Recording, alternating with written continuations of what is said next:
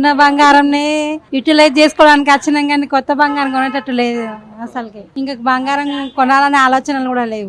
ఇవి మొత్తం ఆకాశాన్ని అంటుతున్నాయి సార్. అసలు అమ్మలేము కొనలేము.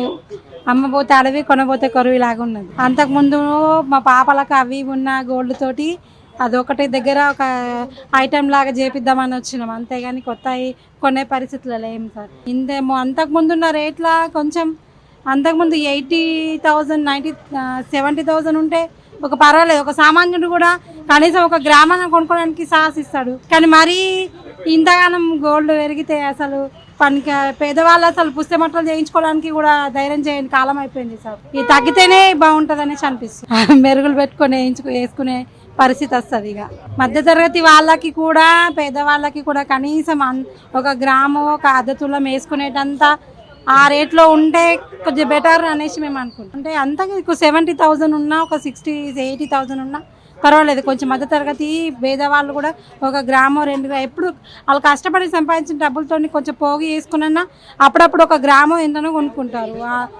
తగ్గాలనే మేము అనుకుంటున్నాం సార్. తగ్గితే బాగుంటుంది.